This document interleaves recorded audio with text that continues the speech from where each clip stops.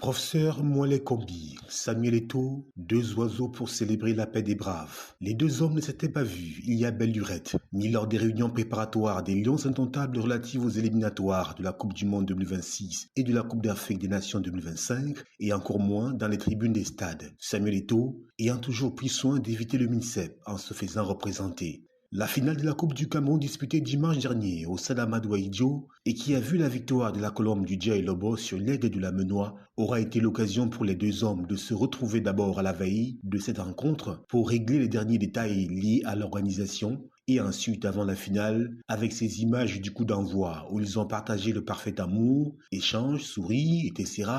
Le président de la Fédération camerounaise de football escortant même le ministre des Sports et de l'Éducation physique jusqu'au niveau de la pelouse pour donner le coup d'envoi de cette rencontre. La colombe symbolise la paix. L'aigle est cet oiseau qui vole très haut et qui redescend sur terre pour recadrer ceux qui dérangent au sol. Alors, l'on est en droit de se poser la question de savoir si ces deux oiseaux, avec les images de la finale de dimanche dernier, ont réussi là où les hommes ont échoué. La construction d'une paix de braves entre deux personnalités en conflit permanent et qui se livraient une guerre à distance par le biais des réseaux interposés pour le plus grand malheur du football camerounais. Le match Cameroun-Zimbabwe, joué récemment en Ouganda, aura été l'épreuve la plus douloureuse de ce bras de fer. On se souvient que Vincent Aboubakar et ses coéquipiers ont livré cette rencontre sans le moindre entraînement. Avec les retrouvailles, Moale Kombi, Samuel Eto'o de dimanche dernier, s'achemine-t-on vers une sérénité retrouvée dans la tanière des Lions indomptables en prélude à la double confrontation Cameroun-Kenya? Ou s'agit-il tout simplement d'un théâtre teinté d'hypocrisie, le temps d'une finale? La hache de guerre sera-t-elle à nouveau déterrée lorsqu'il s'agira de gérer la rencontre du 11 octobre prochain?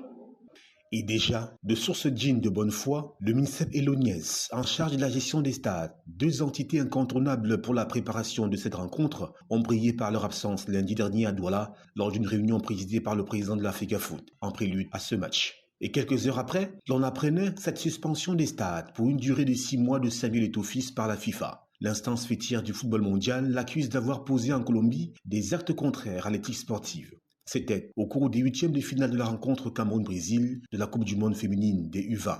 Heureusement, le dialogue vient de triompher au profit de l'apaisement.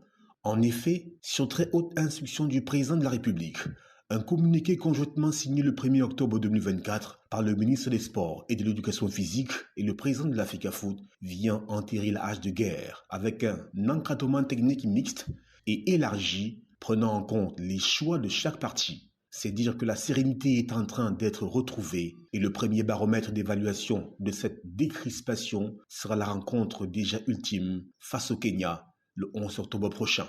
Je souhaite Annecy.